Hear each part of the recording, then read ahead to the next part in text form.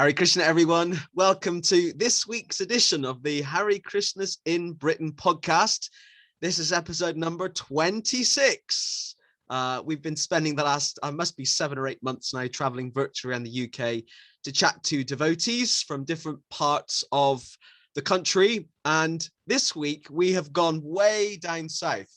I have been to Brighton before many times in my life, but this is the first time on the podcast that we've had a guest from Brighton. I have to say I'm a massive fan of Brighton. It's kind of very eclectic type of feeling, and there's always lots going on. And we're super pleased to welcome Mohini Dasi. Hare Krishna, Hare Bo. Hare Krishna, Prabhu. Nice to see you. Thank you for coming on the podcast this week. From sunny Brighton. Is it sunny in Brighton? Yeah, it's been okay recently, thank you. Yeah, thank you so much for the invitation to come and speak on your show. Thank you very much, and thank you so much for all the work that you do in terms of serving the Vaishnavas with the wonderful book that you authored recently, the Hare Krishnas in Britain. It's fantastic, and I just really want to thank you for that, for really building lots of bridges between the in the global Vaishnav community, the Gaudiya Vaishnavism. So thank you so much for that. Thank you. I appreciate that. And just so everyone knows, I didn't tell you to say that before we started recording. So that's just to double check that. No, I really, really appreciate that. I've always been someone who believes that we've got more in common than we don't. There's more that brings us together than divides us. And yeah, and thanks for the plug for my book. I don't have to do it now at all. So Mahini, tell us a bit about you, where you're from and what's your background.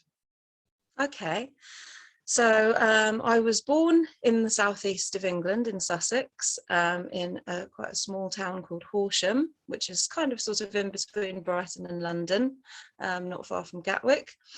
My mother is from Portugal and my father was from Belgium. And they met here. My mum came to this country in 1969, wow. Which is the same year that the ISKCON Hare Krishna devotees came to the UK. And it always makes me laugh because my mum first came to the country on a ship. So her name's Louisa. So we had this bit of a joke that I call her Louisa Pard because she arrived to the UK like the ISKCON devotees in 69. So yeah, she's from Portugal, and my dad was from Brussels, but he also moved here as quite a young boy. I think when he was sometime in the 1950s when he was a young boy. Whereas my mum was sort of in her late teens. She came here she was just going to come for a few months to be an au pair, but ended up staying. And obviously she's been here for quite a long time now, and she's become conditioned to being quite English. But yeah, so I was born half Portuguese, half Belgian, and I grew up in Sussex. I in a sense being I've always felt, especially since learning about Krishna Consciousness, that having that sort of mixed background actually helped me because I didn't really identify with any sort of nationality. I never had any sort of like feeling like, that sort of kind of national pride or anything like that. I didn't really, although I sound very English, I never felt like I was English, but I didn't feel like I was anything really. So yeah, in hindsight, I think that's a blessing. When I was quite young, about 7 or 8, my parents separated. So that was quite difficult in my childhood. But again, looking back, I think it's a blessing because I couldn't really identify with like a sort of a family life in that sense. So I think, it's sort of, although from when I was quite young, I didn't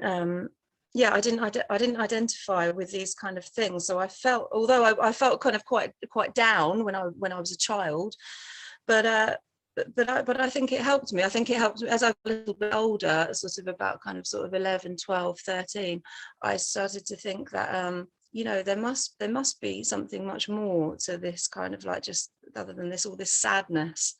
So I think it did help me. And I developed a sort of a health condition when I was young as well. When I was 11, I was diagnosed with type 1 diabetes. So my pancreas stopped producing any insulin.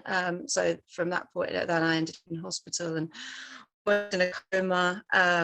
And in the hospital, they couldn't even read my blood sugar level because it was so high. It was off the meter. The machine couldn't read it. So then I started having to take insulin injections, which obviously I still do now because it's a lifelong condition. So, but again, all these things, I think they helped me. I think that's helped me to learn to see the body as more of a machine that it has to be taken care of accordingly.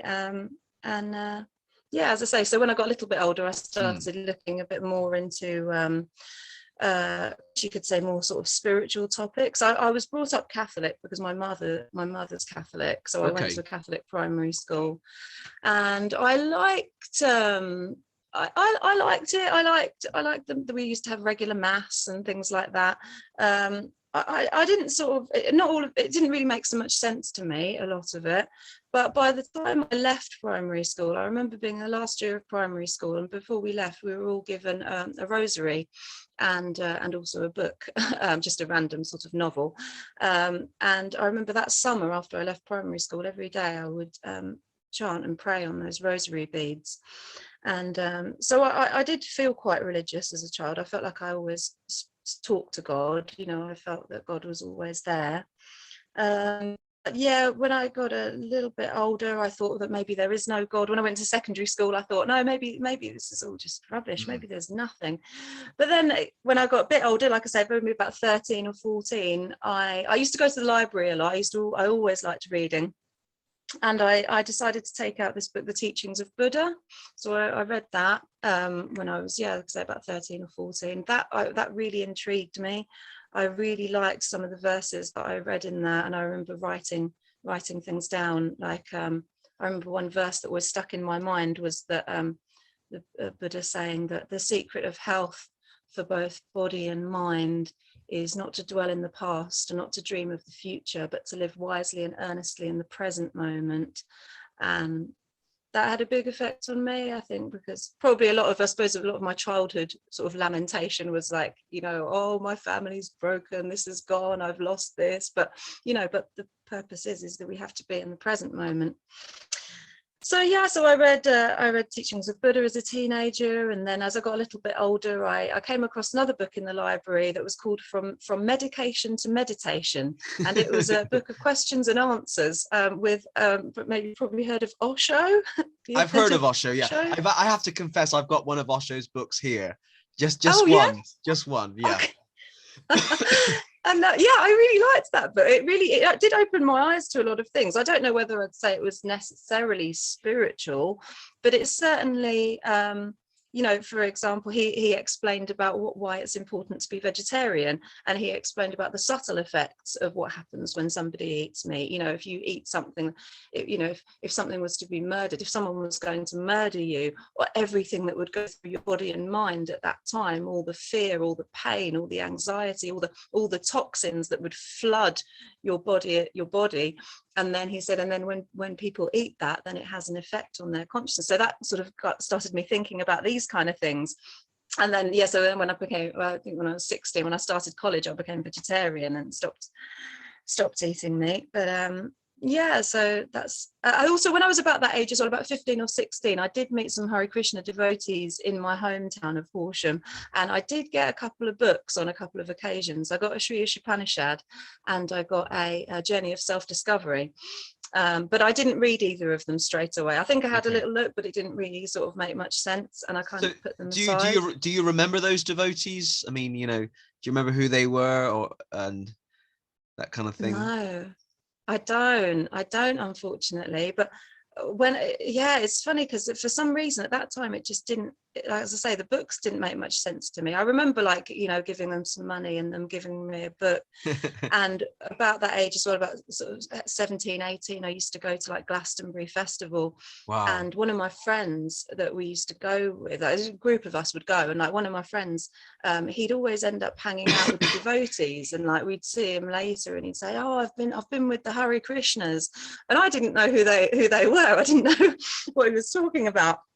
But it's funny because then when I was 18 and went to university in 2000, I went to university in Liverpool, and I took all my books with me. So I took those 2 books with me, and I started reading The Journey of Self-Discovery. And at that point, some, you know, 2 or 3 years later, after I got it, as soon as I started reading it, it just made so much sense. Whereas when I'd opened it before, it didn't make it. For some, I guess, we're receptive to it at the right time, I suppose. But can I just ask one question, kind of going back to your childhood and teenage years? Do you have any siblings? I do have an older brother. Yeah, he's a few years older than me, but we were never particularly close. Okay, and I just wondered if he was going through the kind of same journey as you in terms of asking questions or anything. Not really. No, unfortunately, as I say, we weren't really very close. I mean, we did used to speak a bit about, probably between the ages, when I was probably about 16 to 18, we used to speak a bit more, and he would have been kind of, I guess, in his early, sort of 20, early 20s. But yeah, no, he wasn't really, he never really pursued any sort of spiritual path. Unfortunately, as a late teen, he got quite heavily into some quite hard drugs and alcohol, and I think he sort of damaged his sort of his mind a little bit. He's okay now, you know. I see him sometimes now, and he's okay. But I think he went more that route, whereas although for myself, I wouldn't say I'm exactly innocent to that. There were, you know, as teenagers. None of us are innocent. None of us are innocent. Yeah, I mean, I certainly took risks and took various, you know, certain substances, but I didn't kind of go like, you know, I don't have like a sort of a kind of addictive personality in that sense. I didn't like go nuts on anything. It was more just a sort of a seeking, I suppose. Yeah. So you went to university in Liverpool, and this kind of, we've had a brief chat before about your background, and I think this kind of links us nicely onto the next question is, because you've talked about the books that you've received. How long have you been involved with Krishna Consciousness, and what attracted you to it? What's your kind of early, you know, at the age of 18, 19, 20 with the movement? How did that all happen? Well, yeah, so as I say, I'd had books, and I started reading them basically about the time that I started university, in kind of September of 2000. I started reading this book. It really made a lot of sense to me. I'd been thinking about the kind of concepts in the book for some years, a few years. I'd been thinking about the idea of reincarnation. I was pretty convinced in myself that this life is not the only life that we've had. I was sure that there's more. And but when I mentioned this to like my friends in my hometown, I think anyone I mentioned it to just thought I was a little bit like crazy to think like that. So I'd never really met anybody that thought like that. But when I was reading this book, The Journey of Self-Discovery, I did make a friend at university who was from a sort of a Hindu background, and he was kind of familiar with these concepts of reincarnation, and then he read this book as well, and you know, so that things kind of started to fall into place for me. And then it kind of how did I get into? So I didn't, although I was reading the books, I didn't start practicing. It just sort of made sense to me. And I remember this friend of mine, he a couple of years later, I think it was in 2000, maybe 2002 or 2003, he'd gone to a few meetings, because in Liverpool they used to do a Namahat every week in the public library. They'd have a room in the public library, and the devotees would be there. There did used to be a temple in Liverpool on Bold Street, but by that time, I think by 2000, 2003 it had gone. But oh yeah, sorry, I did forget to mention that I did actually meet a devotee in Liverpool, and probably in about 2001, probably about in my second year at uni. And he was based in the temple in Scotland, but the Scottish devotees, they used to send out travelling Sankirtan parties across the north of England. So I met one devotee in Liverpool, and it was funny because I didn't get any books from him. But as you're probably aware that in Scotland, they had a huge Gauranga campaign. Do you know about this? Yes, I do. Yeah. So they had all sorts of merchandise with the holy name of Gauranga on. So from this devotee, I got a Gauranga wallet and a Gauranga teddy bear who was wearing like a Gauranga t-shirt, and I also got a CD by at the time they were called the Gauranga Powered Band, which was it was chanting of the Maha Mantra, but with like kind of like really sort of heavy kind of distorted guitars and rock music. But either way, somehow he convinced me to give a donation and to take all of these things. And I used to listen to that CD actually, because I did kind of like rock music, but I liked the chanting on the CD. So I used to join in with the chanting. And on the inside cover of the CD, it said, read Bhagavad Gita as it is. And it just said that. And so I used to think, as I say, I'd read Journey of Self-Discovery, and I used to think like, maybe I should try and find this Bhagavad Gita. And so I used to keep looking around the centre of Liverpool to try to find a devotee to ask if I could get a Bhagavad Gita, but for some reason I couldn't find any. But I had a friend at university who was from Coventry. His name was Kaushal. We used to call him Jack as a nickname. And he told me that his uncle and his cousin were devotees, and he said that when he went back home he could get me a Bhagavad Gita. So that's what he did actually. So that was probably in about I don't know, maybe 2001 or 2002. He got me a Bhagavad Gita, and I started to read bits of that. And actually a very interesting story happened to me recently. That just because that was, as I say, that was probably, nearly 20 years ago. And just this year in September at the Brighton Ratha Yatra, I met a devotee whose name is Jai Subal Balaram, who's from Coventry. And he is actually the cousin of my friend Kaushal. And that's who the Bhagavad Gita came from. Amazing. 20 years. 20 years. Yeah, that's awesome. I know. It was amazing, actually. It was amazing to meet him. I was really, really grateful. So that was awesome. So, but yeah, as I say, I didn't really start practicing until beginning of 2003.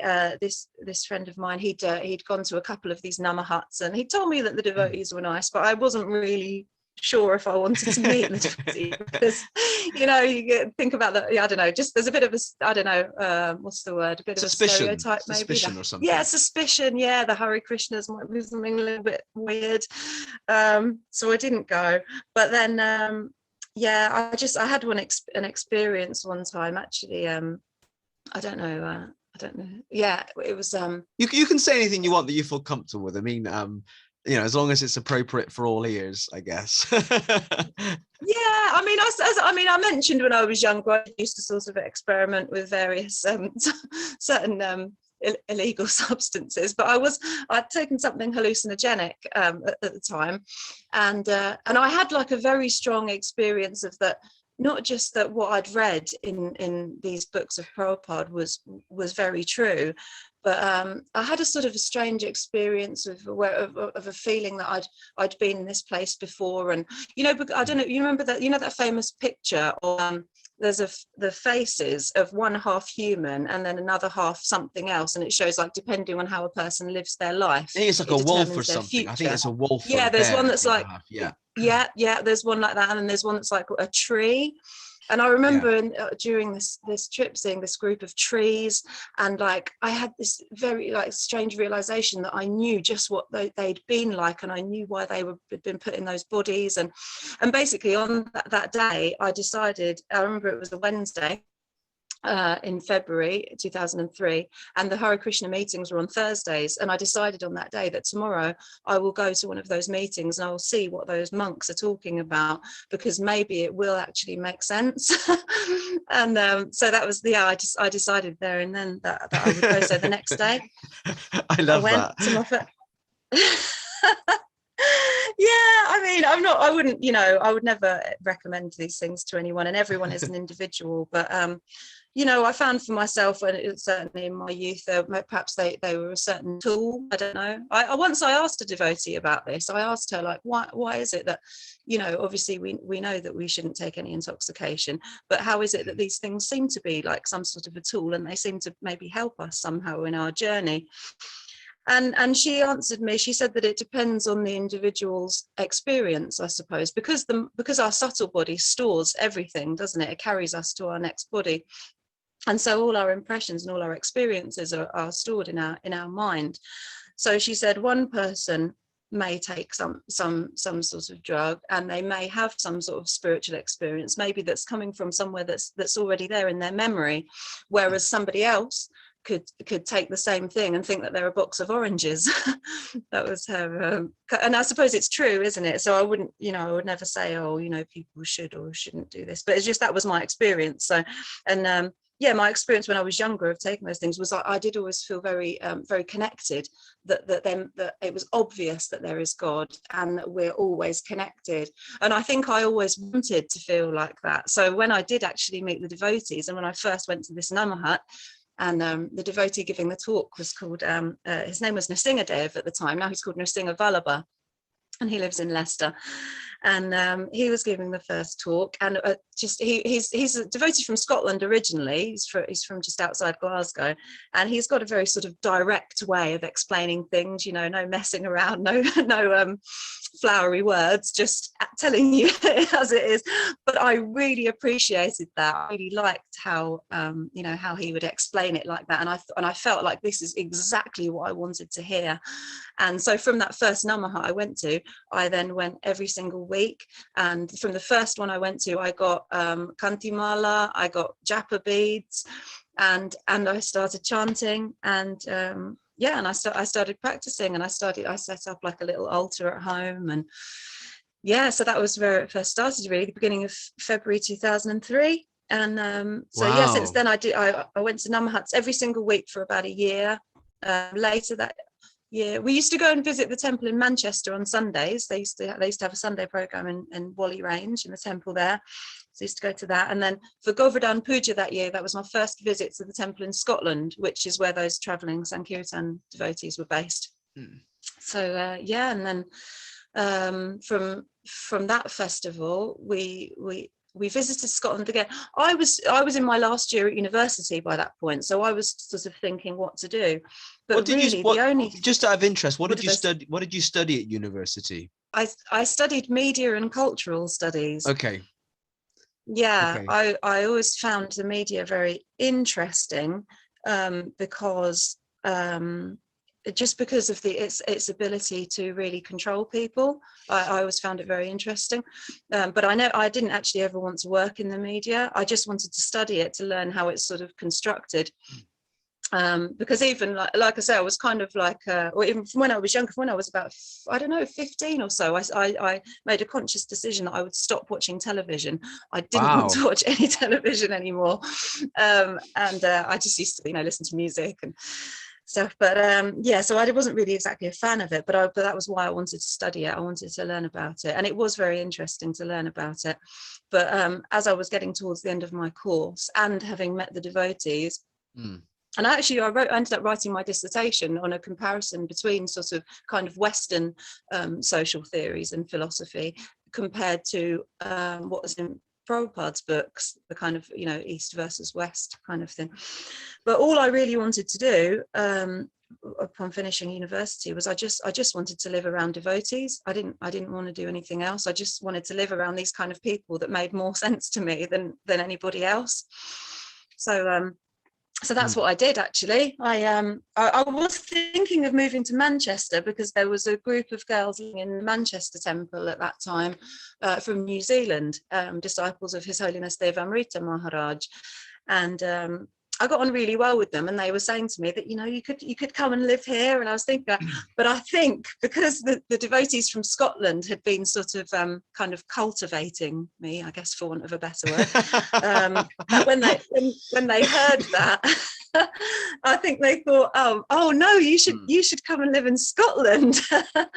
So I went up for a couple of festivals beginning of 2004 at Fanaticism Triodocy. They used to have a wonderful festival for 3 days during that time, and I went for that. That was the first time I stayed in the temple for a few days, and then the following month for Gora Purnima, I stayed there again for a few days. And it was actually, I think it was at that festival that the devotees who lived in the temple said to me that if you wanted to, you could come and live here.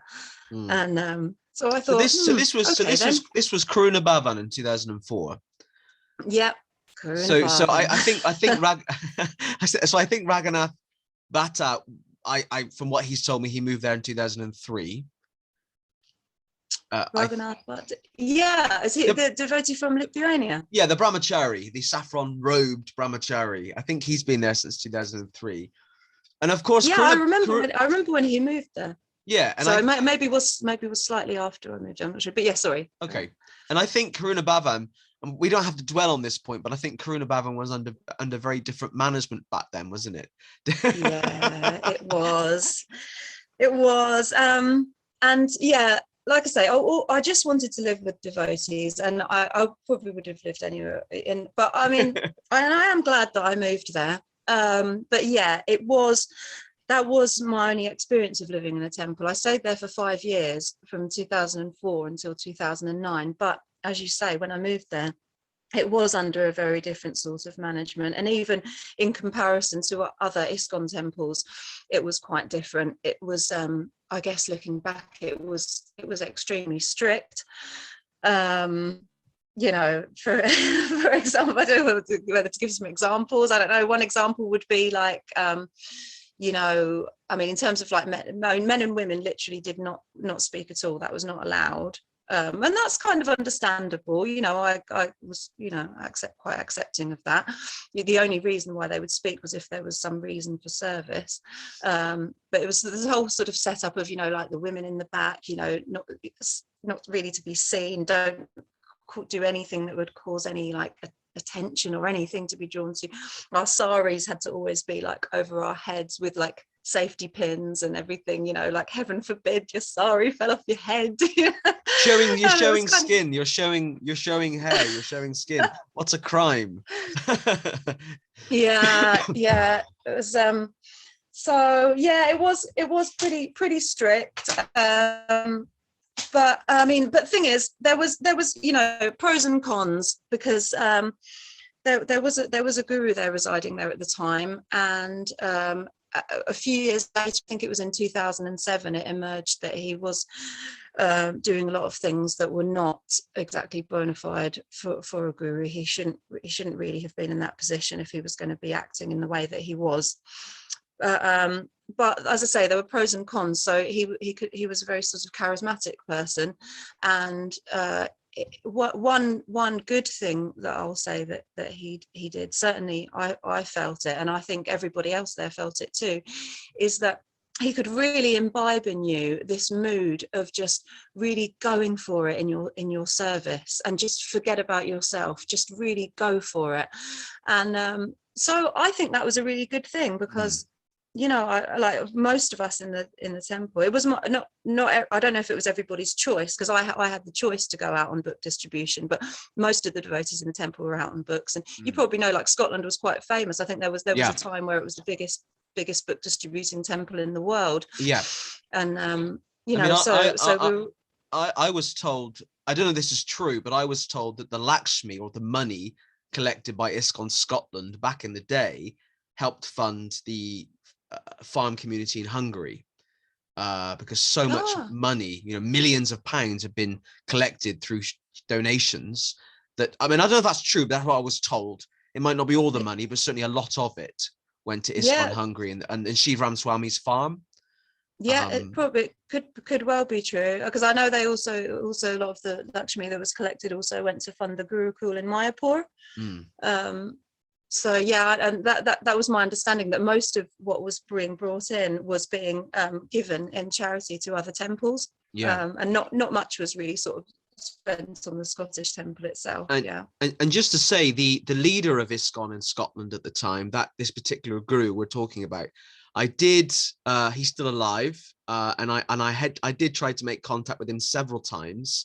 When he left ISKCON, or when he was asked to leave ISKCON, a number of loyal disciples went with him, and I did make a number of attempts through them to secure an interview with him for my book. It wasn't successful, unfortunately. I was a bit sad about that.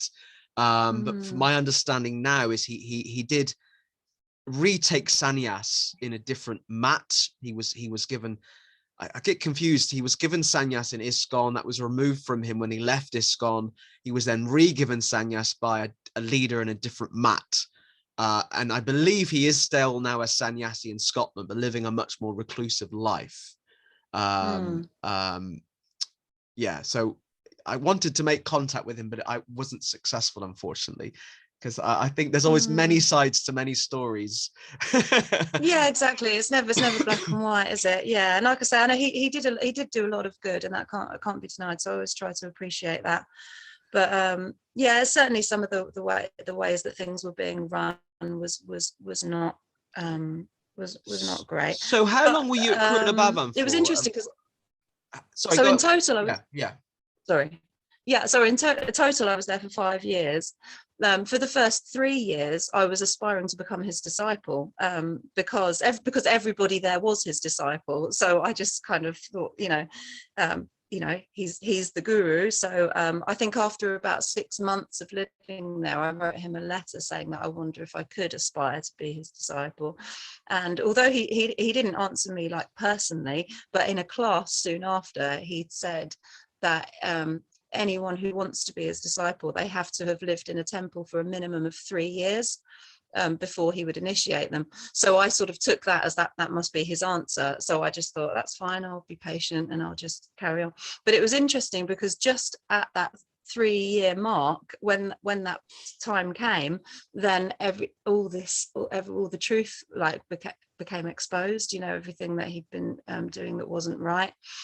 So it was sad, but probably even more sad for those that were actually his initiated disciples. I feel grateful that I never actually got formally initiated by him. I won't say his name, but there's another devotee who lives around that community who almost got initiated by him but didn't, and also feels kind of saved, if you like.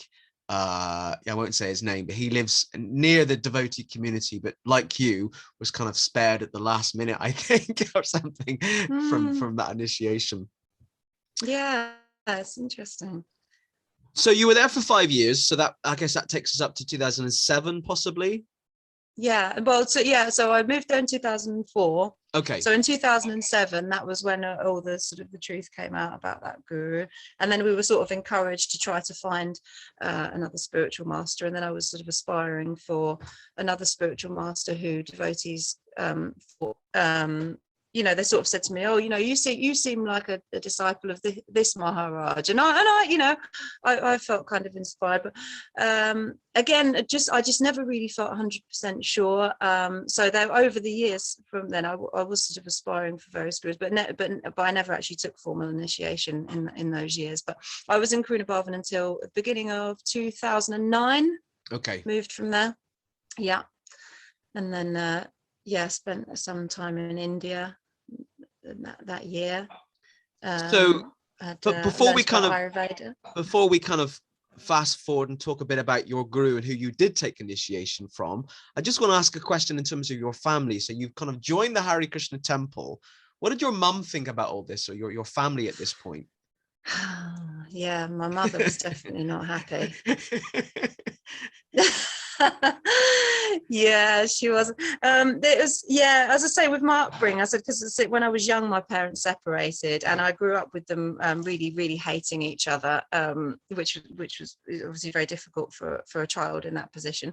But what I always find interesting when I kind of look over my life is that they were very kind of very opposites. Like my mother is very It's interesting, actually. His Holiness Bhakti Bringer Govinda Maharaj, once he asked me where I was from, and I said to him that I'm half Portuguese and half Belgian, but born in England. And he said to me, it's a strange mix. It's kind of like hot and cold. And I suppose it is, because my mum, quite, she's quite now she's mellowed out. She's kind of elderly now, but when she was younger, she was quite a very sort of fiery, kind of dominant, kind of controlling person, which, probably as I'm sure you can imagine, as a teenager, you probably want to kind of get away from that. You don't really want to be controlled. But my father was the opposite. He was very kind of relaxed, and he was more like, it's your life, you do whatever you like, sort of thing. So my mum was really not happy that I moved to the temple. She kept writing to me, kept telling me that I shouldn't be doing this, and anyway. Wow. Eventually, I said to her that she has to stop saying those things, otherwise I won't speak to her anymore, because I've chosen what I wanted to do. So I mean, how long can you have someone telling you not to do it? But so she stopped telling me not to, and I kept in touch with her, and we have a kind of a reasonable relationship. But yeah, she wasn't happy. My dad, he sort of like, he didn't really mind. As I say, he was always just kind of like, do what you like. My dad was always, although as I said, my mother was Catholic, my dad was also brought up Catholic, but he was very sort of anti-religion, anti-Catholicism. And I remember him saying to me when I was a little girl, I have like a memory of being quite young, and him saying to me that, when you die, you don't really die. You go around the planets and you come back again. And so I think that he always liked that the idea of reincarnation. And I think that he sort of knew that the soul's eternal, and that we do transmigrate through different bodies. So I think he didn't mind, but yeah, my mum was not happy. But anyway, she was probably happy when I left the temple. But yeah, in answer to that. So you were one of the devotees that I spoke to about my book when I was researching my book, because you are a disciple. In the end, we're kind of going to jump to the chase. In the end, you did receive initiation from Swami Tripurari, or Tripurari Maharaj, which is wonderful. And I was very keen to include Swami Tripurari in my book for a whole number of reasons. I'm a bit of a fan myself. I like his style. And he founded his own mat in the 1980s, the Sri Chaitanya Sangha in 1986. So tell us a bit about how you first encountered him, how you met him, and how that relationship developed. Yeah, sure. So my partner, we've been together for about 6 years, and I think it was in 2017.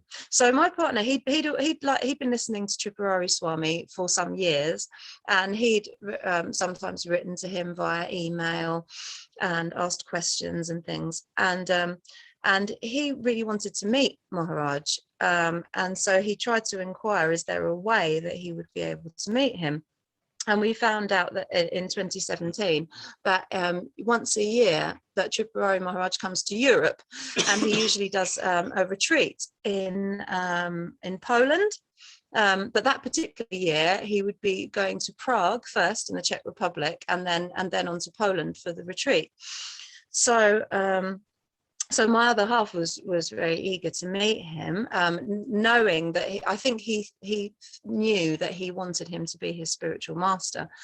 For myself, I'd been listening to his classes, I guess probably for about a year or so. I liked listening to his classes, but I certainly didn't have any aspirations to become his disciple, because I wasn't really sure what Krishna wanted in terms of, as I say, I'd never really felt 100% sure, but I wondered whether I was meant to be a disciple of a particular guru in ISKCON, but not feeling too sure. I just kind of left it. I just left it alone.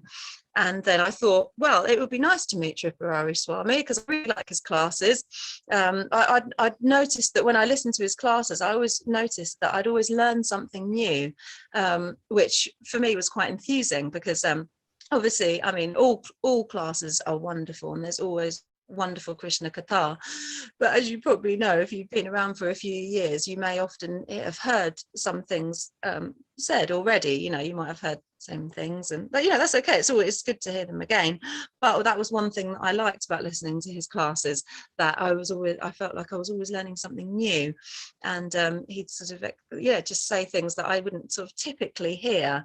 So yeah, I was excited to meet him. So we arranged this trip where we to Prague, and we first met Tripurari Swami in Prague, and I remember actually I was running to get an ice for my daughter, because it was really hot, and I wanted to get her an ice lolly to and just as we turned around the corner, I saw Tripurari Maharaj standing there. They just got out of a car, and I fell down onto the pavement off my obeisances, and he said to me afterwards that, because they weren't sure if they'd gotten to the right place, because we were supposed to be meeting him in a restaurant, a prasad restaurant nearby. I think it was a Govinda's or something, and he wasn't sure if they were in the right place. But he said when I came around the corner and then offered my obeisances, he thought, oh, I must be in the right place, because there's a devotee here. But so yeah, we met him in Prague, and I first heard a class from him on that day. I remember it was the 5th of August in 2017. And as I say, I had no aspirations to become his disciple. I just thought it'd be nice to meet him.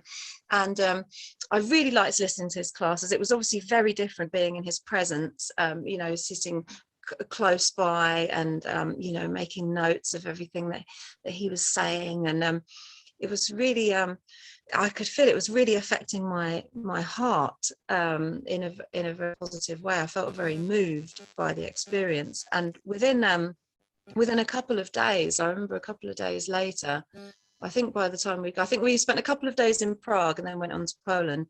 And then when we got in Poland, I was thinking I wonder if there was a chance to become his disciple, I wouldn't want to miss that chance.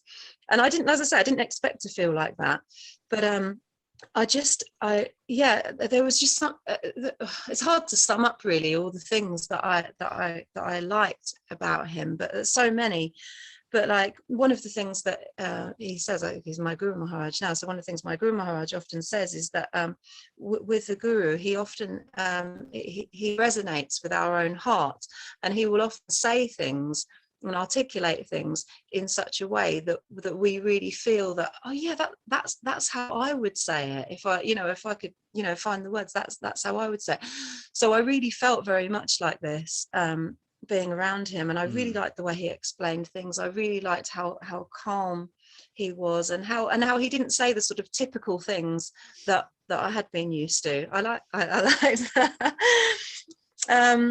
So that was 2017. You were initiated in 2017, did you say? Yeah. Okay. That's right. Yeah. So at that point, I'd been practicing for about 14 years, but without initiation. Yeah. Just to say before my kind of next question, you and I have very similar stories. I mean, we're almost the same age. I mean, I've worked out your age by what year you went to university. You met devotees and you kind of start practicing 2003. For me, it was 2004. What did you say your dissertation was on?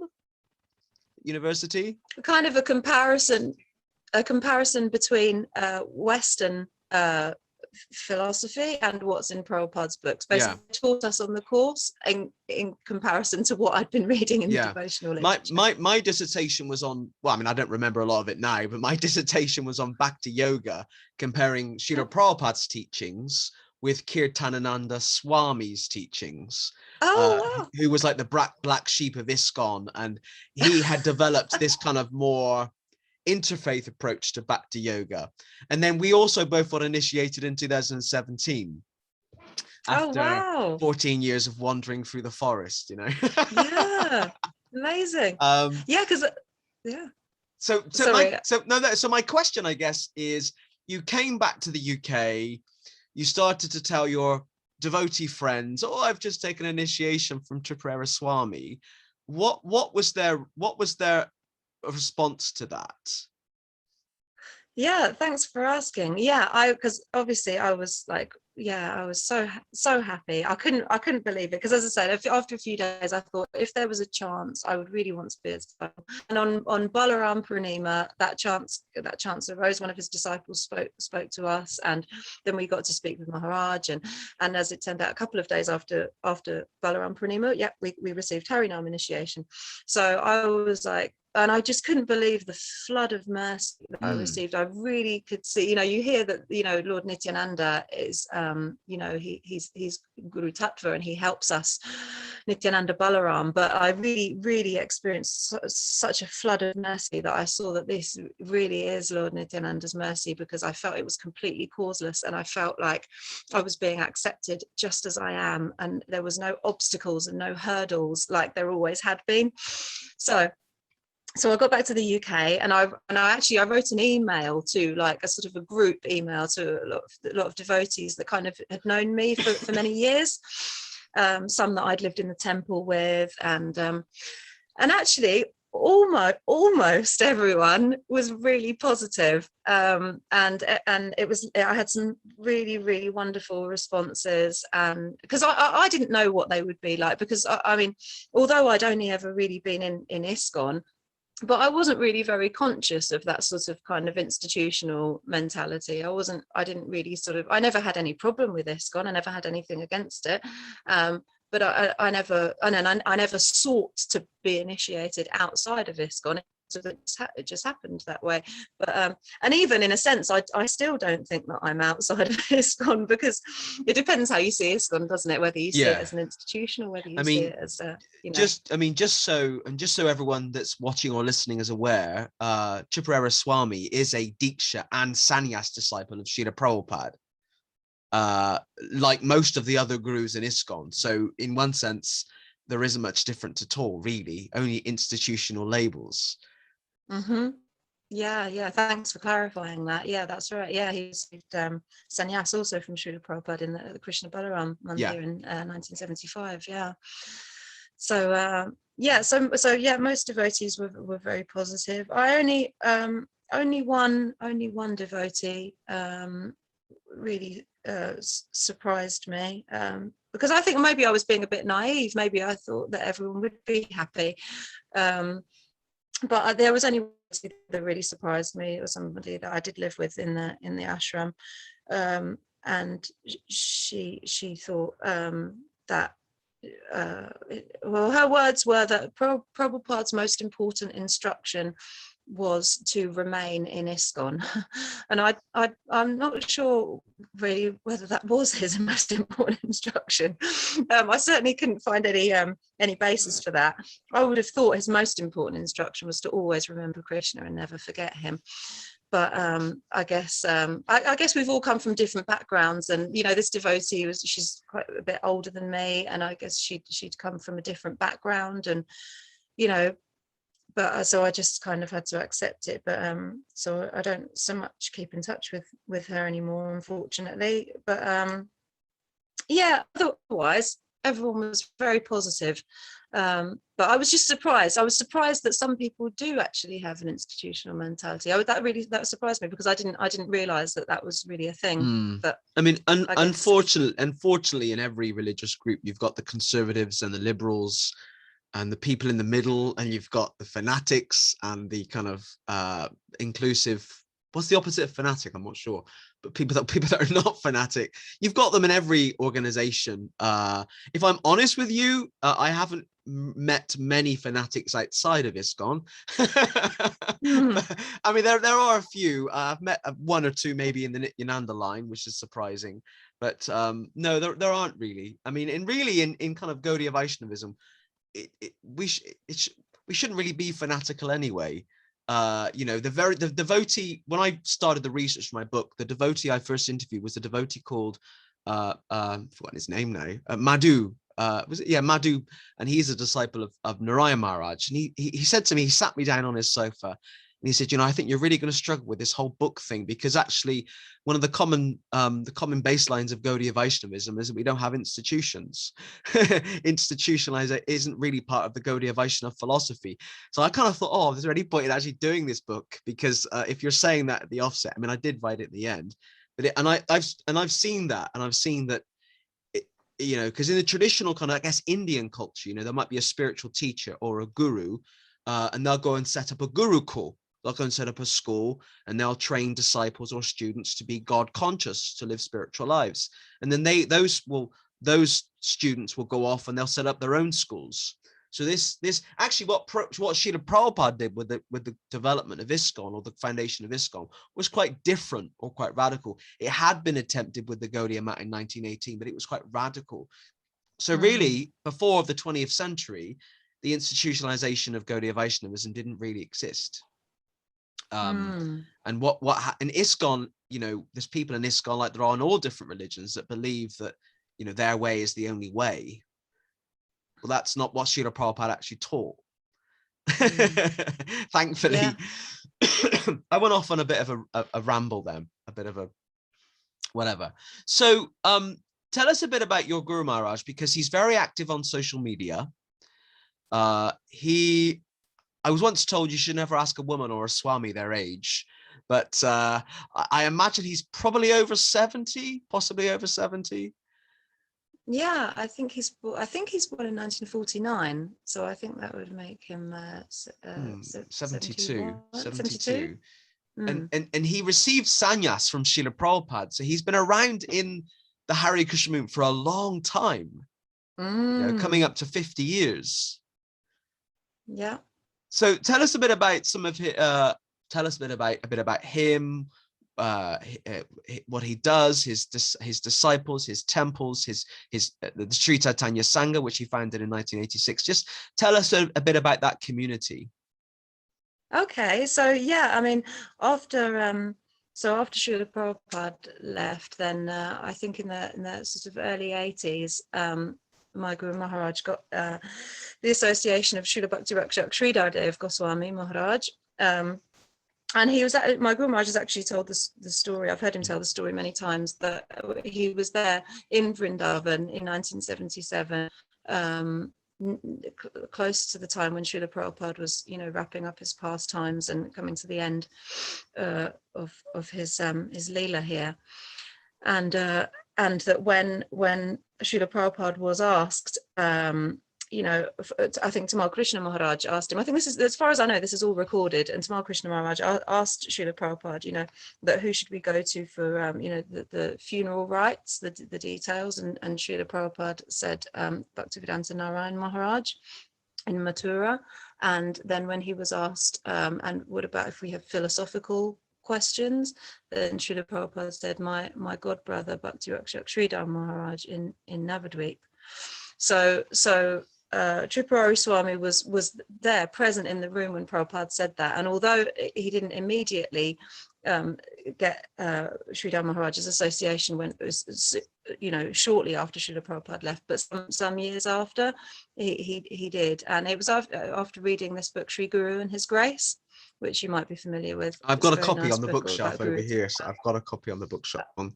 Oh, great. Yeah, it's a lovely book, and it's composed of questions and answers that disciples of Srila Prabhupada asked Bhakti Rakshak Sridhar Maharaj about Guru Tattva.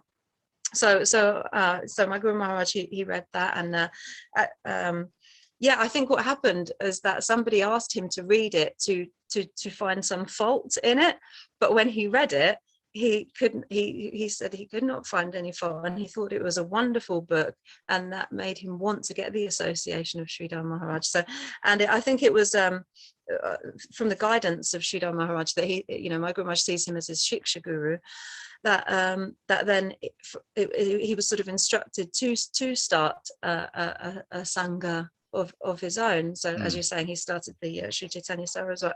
The Sridhar Maharaj. There's lots of mats with very similar names. Yeah. And then he started to take disciples of his own in the 80s. So I mean, he has a few ashrams. There's one where he mainly stays is in California, an ashram called Audarya, and he's based there at the moment. But he recently spent some time in North Carolina. There's an ashram there called, I think it's called Sharanagati. Sharanagati. I get Saragrahi and Sharanagati confused. The one where Yamuna Devi lived, is that one called Saragrahi? I have to confess, I don't know. Oh. I'll just be honest. Okay. I don't know. I think it's Sharanagati in North Carolina. And then he also has a lovely ashram that we visited 2 years ago in Costa Rica, in the forests of the kind of the jungle. You've been to of Costa Rica. Wow, amazing. Yeah, that was amazing, actually. I've never traveled so far. I mean, certainly I've never traveled so far west. I've only outside of Europe, I've only been to India. But so we went to Costa Rica, and the ashram there is called Madhuvan, and they have many acres of land there, and they built the temple for nothing. It was just jungle, and they built a lovely temple there, and there's lots of cabins that they've built for devotees and guests to come and stay. And there will be a retreat there at the end of this year, actually. I think December and January there'll be a retreat, but we won't be going this time. But yeah, as I say, we went there 2 years ago, and actually it was at that time that our Guru Maharaj gave us the Diksha mantras, that was commonly called second initiation. So that was a very magical time. And the deities that preside over Madhuvan are Sri Gopal. So Krishna and Balaram are there presiding over, and it's wonderful. They grow. I think there's a point where they tried to grow everything for the deities, so that everything that was offered to the deities had been grown on the land there. But I think now, not absolutely everything. I think some grains they buy from outside, but otherwise, like fruits, vegetables, so much grows there. So so there's that ashram, and then, as I mentioned, once a year, although it hasn't happened for the last 2 years now, but usually once a year in the summer, he'll come to Europe, and there's a very nice retreat in Poland, where it usually goes on for about a week. And, does your Guru Maharaj ever come to the UK? Well, since I've been his disciple, he hasn't, but he has been. I hasn't put him off. But hopefully, I'd like to think that he will. But he has been to the UK before, but I'm not sure when the last time was. I think it was probably 2010. Yeah, probably about 10 or 11 years ago. So he's due a visit then. He's due a visit. Yeah, I think he is. So hopefully, I think you should tell him. Maybe we should all write to him and say he's due a visit to the UK. Oh, that would be wonderful. Yeah. I mean, well, he certainly has a growing following. I mean, we've been actually chatting for an hour now, so I don't mind carrying on chatting. It's fine. And I sent you some questions and that we kind of might talk about, but we don't have to mention them. But one of the questions I'm going to bring in now because it's kind of relevant. And that question is your godbrother Swami Padmanabha Maharaj. He's recently been to the UK, and he's been doing a bit of a tour of Europe and the world, I think, and he's doing a great service for your Gurudev, because he's kind of going around preaching, and he's promoting the Sri Chaitanya Sangha, but he's also sharing Krishna consciousness. And I had the great fortune of going to meet him in London. I think it was in Finchley back in August, and he's a fantastic speaker. I mean, people who know me well know that I've got a very short attention span. I can't sit very long, but he spoke for over an hour, and I was just transfixed on what he was saying. It was wonderful. And I think he's doing a great service for your Gurudev, going around preaching. And linking to what I was saying, therefore, your Guru Maharaj, I think, is developing a growing following in the UK because of that, I think. Yeah, it seems so. I think, I think so. I mean, certainly, with Padmanabha Maharaj speaking, I mean, he's such a good representative of my Guru Maharaj. He's very in the same way that I feel that my Guru Maharaj is very balanced and not sort of not typical in the sense of just sort of repeating the same things that we're used to hearing, but actually explaining more this kind of nuances that we don't usually hear about. So I feel like Padmanabha Maharaj also is doing that very, very well. Actually, yeah, the first time we met him was just over 2 years ago at the Polish retreat in 2019. Padmanabh Maharaj came, as well as Agnidev Prabhu. It was a wonderful, wonderful retreat. And so the first I really heard of Padmanabh Maharaj was he gave a short series of lectures titled From Anartha Nivritti to Artha Pravritti. And he was just explaining, because we often hear about anartha nivritti, don't we, and how, the cleansing of the heart and this process, but we don't often hear about, the positive side of that. And I just felt the way he was explaining it was fantastic, and I felt like it created a deep impression on me, and in a similar way to how my Guru Maharaj does, actually. And some of the things that Padmanabh Maharaj has said have really impressed on my heart, and I think that's the effect of saintly association, isn't it? No, I was just kind of looking, reminding myself of something, but your Guru Maharaj, Tripurari Swami, or Swami Tripurari, I certainly as well recognize him as a very balanced voice in Gaudiya Vaishnavism. I particularly like his inclusive comment about LGBT people, LGBT issues. And I think I like the fact how he challenges us to think about things. Like, I was actually on that particular issue of LGBT issues. I think the context of this is someone in ISKCON was saying, well, Prabhupada was, against gay marriage, and Prabhupada was against gay people and everything like this. There's a lot of those types, unfortunately, around. And actually, Tripurari Swami said, well, we need to understand the context that Prabhupada made these statements. How did he make these statements, and why did he make them? And I think because Tripurari Swami is perhaps not shackled by the chains of a bigger institution, he feels more free to say things, which I really like, actually. So, and I remember listening to that. It wasn't just LGBT issues. There was another thing I think as well recently he was talking about, and I just felt very refreshed by what he was saying. So I wanted to kind of glorify him for that, and I know a number of devotees in the UK. We're living in an age now where you can't keep. We've got social media and everything. I mean, it's so easy to find out anything, isn't it? In the sense that, back in the day, you just contact people by letter. You couldn't research other mats because the internet didn't exist. But now you can find anything about anything on the internet. I wonder if the other topic you may have heard him speaking on recently may have been to do with the the issue that's quite controversial in ISKCON at the moment, of the female Diksha guru. I wonder if I think that was it. Because I've been used to hearing from my Guru Maharaj for some years now, and what I always really appreciate is that whenever he's speaking on the topic of the guru, or the guru may say or do this or that, he always says, like, he or she might be he or she. So like it's just as if it should be known. It could be he or she. It doesn't matter. It's not I always really appreciate that. So it seems like a kind of a wacky thing that it's even in question sometimes, I think. But it is what it is. Well, a lot of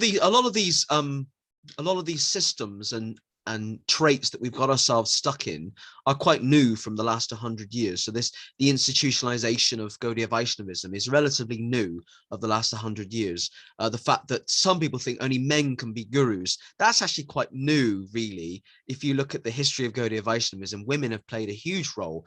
Okay, maybe there hasn't been as many women gurus as there have been men, but there have been so many female gurus over the years that have played huge roles. On last week's podcast, we were doing a special feature on Sri Krishna Prem, Ronald Nixon, who was the first Western convert in 1921. So his guru was a woman, Ma Yashoda. She took sannyas in Vrindavan, and then she gave him sannyas. So a woman initiating a white man from England 100 years ago. I mean, I love it personally. If your Guru Dave comes to the UK, I'm sure there would be, I hope, quite a big audience of people coming to to listen to him. Yeah, I think there would be. Okay, I'm conscious of the time. I mean, I think the only thing I just wanted to kind of, I think you and I kind of cut from the same cloth when it comes to mats working together. I mean, I guess my last question is, what do you think could be done to encourage devotees from different mats to meet together and kind of break bread more often? Yeah, it's a great question. I've been thinking about it today. Actually, I've been thinking like, yeah, what would you suggest for that? And I suppose because it's interesting, isn't it? Because having had the experience of living in a temple, then I think it's almost probably harder for devotees who live in a temple to kind of to mix more with you know, devotees from different mats, whereas it's easier living outside, and especially in smaller communities, you really realize how rare devotees are. Like a devotee of Lord Chaitanya is such a rare thing that, like, when you meet one, you just like you feel really excited and really happy. Like just last week I was going to do some shopping in Lidl, and I was walking through the car park and I saw like a window cleaner's van, and it had some stickers of Lord Jagannath on it, and then on the front of the van there was a big tilak, and I was like, and then I saw that there were actually devotees sitting in the van, and I was really excited. So I went to speak to them. I was like, oh, Hari Bol. And I think I recognized one of them actually as a devotee of Srila Bhaktivedanta Narayan Maharaj, and I hadn't met the other one before, but it was just so nice to see them. So I think it's easier, isn't it, when you don't live in a temple, to just recognize how wonderful it is to see any sort of devotee. So I wonder, I don't know what to say to in terms of like what would encourage people. One thing that I find very inspiring and encouraging is these prayers of Devaki Nandan Das, you know, Vaishnav Vandan, and there's beautiful verses like glorifying and offering respects to all Vaishnavas. But there's that really nice verse in it where he's offering respects to all the devotees of Lord Chaitanya that ever were and that ever will be in the future. And it's just such a nice broad understanding of, you know, just how wonderful these devotees of Lord Chaitanya are, that it really, like, I don't like to like separate people and put them into boxes of this and that. There are wonderful devotees everywhere. So I guess I could say, like, yeah, maybe devotees could try perhaps reading that prayer more and trying to appreciate that, you know, Lord Chaitanya is just, he's the most sweet, isn't he? The most sweet. So all his devotees are very, very sweet. And I think, yeah, it's important to appreciate them all. But yeah, as I say, I think it's easier when you don't live in a temple. But then again, even so, I see sometimes some posts from the temples in London that they go and visit different mats. I've seen recently. Yeah, well, I think you might be referring to Kripa Moya Prabhu. So Kripa Moya Prabhu is an initiating guru in ISKCON, Yeah. And he recently went to the yeah 7th anniversary festival of the Bhakti Yoga Institute in Feltham, which is run by the Sri Chaitanya Sangha Mat, and I was there, and he spent a good 20 minutes glorifying Srila Sridhar Maharaj. So those of us that are from the institution of ISKCON felt that quite liked that. I mean, I quite liked it anyway. You know, I mean, I come from the position in my early 20s, I was involved with evangelical Christianity, which was great at the time, but then I realized that lots of people didn't agree with me on lots of issues. And I kind of made a vow to myself, after I left the evangelical church, I made a vow to myself never to join any such movement ever again, where, you know, there's this view that your way is the only way, because actually it's quite dangerous. So that's probably why now, as I'm getting older, I'm not old at all, as I'm developing in my own Krishna consciousness, I'm taking this much more progressive, inclusive view of different mats. Because the Hare Krishnas are not going to take over the world, unfortunately. You know, ISKCON as the biggest mat's not going to take over the world, the kind of new world order. You know, so actually, and when you leave the echelon, or you leave the comfortable environment of Bhaktivedanta Manor or Soho Street, you realize that actually most people have never heard of the Hare Krishnas. Most people couldn't give a whatever, unfortunately, about Krishna consciousness. And so the comment that you made about devotees in communities, just as soon as you just see a devotee, it's fantastic. I mean, I live in this village in Somerset, which is a very kind of white working class village. And for some interesting reason, there's about 10 devotees living in this village. And most of the devotees, wow. yeah, it's quite like, and most of the devotees are disciples of Srila Narayan Maharaj. And two of them live next door to my parents, who have no interest in Krishna consciousness at all. And when they moved in next to my parents, my mum said, "Are they going to make a lot of noise? All that kind of banging and chanting and stuff?" And I said, "Oh, I'm sure we can talk to them." My mum was a bit kind of worried about the whole thing. And the reason why there's a lot of Narayan Maharaj disciples around here is because in the village down the road, in a very small village, Narayan Maharaj used to go and stay there. I think on retreat. And interestingly, so my legal surname is Hartley. So the Hartley family are from that very village. It's so bizarre, the kind of connections. Of course, I ended up taking initiation in ISKCON eventually. Wow. And I'd never heard of Narayan Maharaj at that point. But it's just so it's kind of small world. So when you see a devotee, you just embrace them and hug them, you know, Yeah. if it's applicable, if it's suitable. Yeah, definitely. It's like a magical thing, isn't it? Magical to see devotees in the Yeah, world. and you go to communities actually like Brighton or Glastonbury, where a lot of the institutional stuff doesn't matter at all. I mean, I think in Brighton, I mean, I did count, but I've forgotten. There's at least devotees from 5 different mats in Brighton, I think. Maybe 5, maybe 4. Yeah, I think so. Let's see. ISKCON, Maharaj, Narayan Maharaj, Sri Maharaj.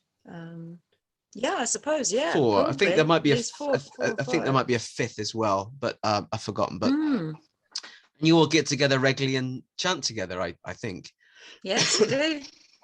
Yeah. Which is good. Yeah, And you're there's all it's like family. It's like a family here, you know, like it's nice actually, because Prabhupada said about that, didn't he, about how a relationship should be based on love and trust, and it really does feel like that in Brighton, that it really feels like the devotees really love each other. And I always felt a very warm mood from the devotees here from when I first moved here, but I just feel like it's got even warmer and warmer over the years, and it's really, really I mean, I nice. think Brighton, even from a material point of view, Brighton's quite a special place anyway, isn't it? Kind of politically, ideologically, spiritually. Brighton just stands out from the rest of the country anyway in so many different ways. So kind of anything goes in Brighton. Everything's fine. Which I think is pretty cool, personally. Okay, well, Mahini, thank you so much for being our guest on this week's edition of the Hare Krishnas in Britain podcast. You were guest number 26. Thank you so much, Narad Prabhu. Thank you very much for your time. Thank you. No worries. And so we'll chat a bit after, and I'll just say goodbye to the audience at home. So thank you everyone for tuning into this week's episode. If you've been watching this on YouTube, feel free to put a positive comment and like it and share it with your friends. And if you've been watching it on Facebook, please also do the same. Put a positive comment, please share it, please like it, love it, or care for it. You can do any of those emotions. And do send some positive feedback. And if you want to be a guest on a future edition of the Hare Krishnas in Britain podcast, please do get in touch.